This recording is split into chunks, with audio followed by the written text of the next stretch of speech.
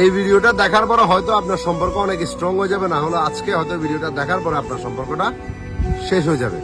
আমি কেন কথাগুলো বলতেছি ভিডিওটা পুরোটা দেখুন, অবশ্যই বুঝতে পারবেন।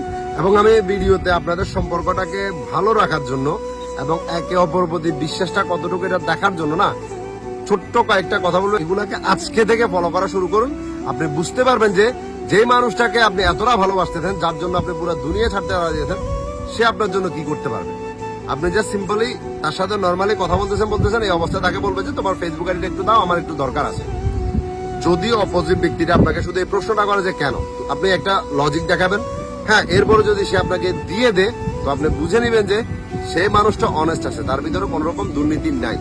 আর যদি দেখতেছেন যে সে ওইটা আপনাকে দিবে না এবং এরপর আপনার বার্গেনিং করার তার প্রতি সাহস নাই, ঠিক আছে, তারপর আপনি ওইটাকে মানা নিয়ে তার সাথে সম্পর্কে আসেন যে সে আমাকে ওইটা দিবে না এবং নিজের মনকে সান্ত্বনা দিচ্ছেন যে ধোকা দিবে সে এমনিতেই দিবে, আমাকে ফেসবুক পাসওয়ার্ডটা না দিলে কি হবে। এটা চিন্তা করে যদি নিজের মনকে সান্ত্বনা দিয়ে থাকেন তাহলে ঠিক আছে, আপনার সম্পর্ক মাস্ট চলবে। ঠিক টাইমলি ও আপনাকে ছেড়ে দিয়ে অন্য কারো কাছে চলে যাবে। আর তখন আপনি বুঝতে পারেন যে কেন ভাই, কেন নিজেকে সান্ত্বনা দিলাম। আরেকটা জিনিস হলো যে আপনি তাকে প্রশ্ন করেন, বিভিন্ন রকম প্রশ্ন করেন, রিলেশনশিপ নিয়ে বিভিন্ন রকম প্রশ্ন করেন, তাকে সন্দেহ চোখে দেখেন। দেখবেন যদি অপোজিট ব্যক্তিটা আপনি তাকে প্রশ্ন করতেছেন এটা দেখে খুশি হইতেছে এবং তার কাছে ভালো লাগতেছে, তো আমি গ্যারান্টি দিচ্ছি যে ওই ব্যক্তিটার থেকে ভালো আপনাকে আর বেশি কেউ আসতে পারবে না। এবং যদি দেখতেছেন যে সে আপনাকে উল্টো কথা বলতেছে যে তুমি আমাকে সন্দেহ করো, তুমি আমাকে ওইটা করো, উল্টো আপনার উপর ওই জিনিসটা নিয়ে রাগ করতেছে, তো ভাই হাত জোর করে বলতেছি ওইখান থেকে যত তাড়াতাড়ি পারিস কেটে পড়, কারণ ও তোরে কেটে চলে যাবে।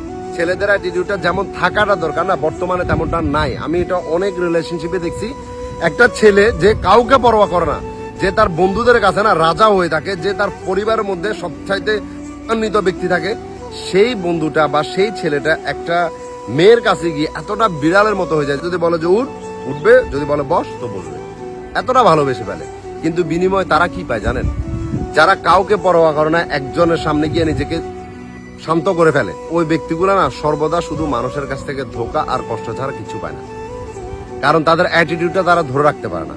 পার্সোনালিটি যত স্ট্রং রাখবেন আপনি, আপনাকে মানুষ ততটা প্রায়োরিটি দিবে, এটা আমি গ্যারান্টি দিচ্ছি আপনাকে। আমি আজকে যে গল্পটা বলবো, ছেলেটার সাথে মেয়েটা পাশাপাশি তাদের বাড়ি ছিল, ওইখান থেকে পরিচয়।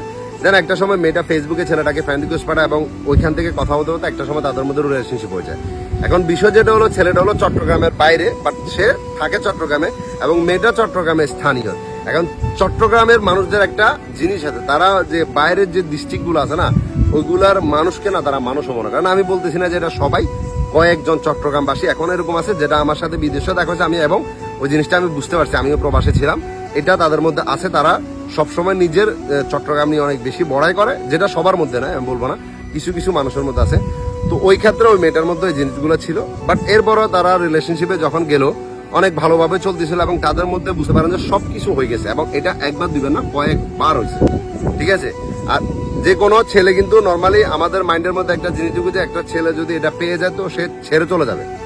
বাট এখানে বিষয়টা উল্টো হয়ে গেছে, এই জিনিসটা পাওয়ার পরে ছেলেটা তার প্রতি আরো আকৃষ্ট হয়ে গেল এবং তাকে ভালোবাসার জন্য পাগল হয়ে গেল। কিন্তু মেয়ের বিষয়টা পুরো উল্টো হয়ে গেল। মেয়েটা বিভিন্ন রকম ছেলেদের সাথে কথা বলতো এবং এই বিষয়গুলো যখন ছেলেটা জানতো তাকে বুঝাইতো, কান্না করে করে বুঝাইতো, 5 মিনিট বুঝছে, হ্যাঁ হয়তো 1 সপ্তাহ পর্যন্ত ঠিক আছে, দেন তারপর আবার শুরু করে দিচ্ছে। একদিন ছেলেটা মেয়েটার কাছে তার ফেসবুক আইডি চাইলো যে তোমার ফেসবুক আইডিটা আমাকে দাও। মেয়েটা কোনো মতে দিতে রাজি না, ঠিক আছে, বিভিন্ন রকম প্রশ্ন করতেছে, কেন দিবে এটা সেটা অনেক কথা বলতেছিল, যে আমি আমার ফেসবুক আইডি আমি তোমাকে দেবো না। তখন ছেলেটা ভাবলো যে ওর প্রতি আমার সন্দেহের মাত্রাটা আরো বেড়ে গেলো, আমি ভাবছি যে রিলেশনশিপটাকে শেষ করে দেবো। বাট পরে কি চিন্তা করে আমাকে আইডিটা দিলে, দেওয়ার পর আমি যখন ঢুকলাম দেখতেছি যে ও বিভিন্ন রকম ছেলেদের সাথে কথা বলে, প্রায় 5-6 জন ছেলের সাথে, এবং তার এক্সের সাথে ওখানে রেগুলার সে কথা বলতেছে। আর ওই চ্যাটিং গুলা মানে আমি কিরকম আমি আপনাকে বলতে পারবো না, রোজার মাস আমি বলতে পারবো না, এরকম চ্যাটিং তারা ওইখানে চলতেছিল। এই সম্পূর্ণ বিষয়টা ছেলেটা দেখছে।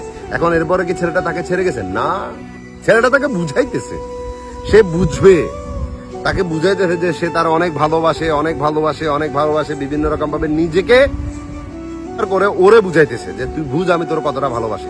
কিন্তু ওই জিনিসটা নিয়ে না মেয়েটা এনজয় করতেছে, কখনো বুঝে নাই। দেন এরপর 1 সপ্তাহ ঠিক থাকে, এরপর আবার সেম পারফর্ম, আবার সেম ভাবে চলতেছে। তো আমি এই কথাটা বলতে বলতে ক্লান্ত হয়ে গেছি ভাই সবাইকে, যে তুমি দেখতেছো যে একটা মেয়ের ভিতরে অন্য পুরুষের ঘ্রাণ নাকের মধ্যে লেগে গেছে, তুমি তার আশা ছেড়ে দাও ভাই।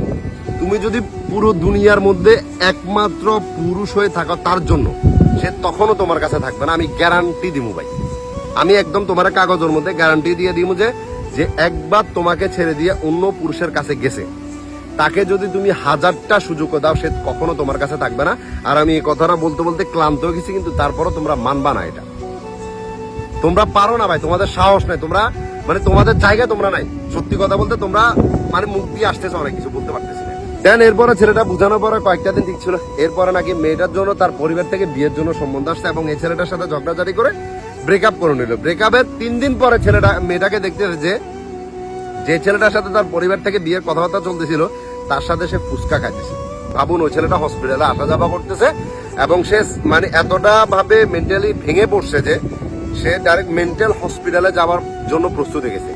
এতটা খারাপ পরিস্থিতি ছেলেটা চলে গেছে এবং সে অফকোর্স এখানে গেছে, যাওয়ার পরে মেডিসিন খাওয়ার পরে নিজেকে মোটামুটি একটা সুস্থ লেভেলে নিয়ে আসছে এবং আল্লাহর কাছে দোয়া করছে যে জীবনে যাতে ওই মেয়েটার চোখে সে কখনো না পড়ে বা তার চোখে যাতে মেয়েটা কখনো না পড়ে। এবং সে একটা কথা আমাকে বলছে যেটা আমার অনেক ভালো লাগছে, যে ভাই আমি আমি ওরে কোনোদিন মাফ করবো না, আমি ওর জন্য অভিশাপ দিব না। ও আমার সাথে যেটা করছে ওটার প্রতিফল তো সে অবশ্যই পাবে, এটা আমি জানি, কারণ উপর আল্লাহ একজন আছে। বাট আমি জীবনে কখনো ওরা মাফ করবো না ভাই। তোর এই কথাটা আমার মনের মধ্যে লাগছে ভাই, কোনোদিন কোনো মাপ নাই। তারা যদি আমাদের চোখের সামনে এসে নিজেকে নিজে তারপর আমার মুখে একটা কথা আসছে, মাপ নাই, যা খুশি কর। যদি আমরা এদেরকে মাপ করে দিই, ঠিক আছে, এরা এর থেকে বড় রকম কাজ করবে পুরুষদের সাথে, বুঝতেছ? আর আমি সব সময় একটা কথা বলবো যে ভাই, দ্বিতীয়বার সুযোগ দিবি তোরা বরবাদ করে ছাড়বে। এটা সবার জন্য ছিল। তো আমি এরকম গল্প আরো অনেক বলছি ভাই, অবশ্যই তুমিও জানো। ওইখানেও আমি কথাটা বলছি যেটা আমি এখনো বলতেছি, যে নিজেকে শুধরাও, ঠিক আছে, নিজের লাইফ লিড করো ভালো মতো, নিজের অ্যাটিটিউড লেভেলটাকে করা করো, দেখবা যে জীবন অনেক অনেক সামনের দিকে যেতে পারবা। দোয়া রইল তোমার জন্য।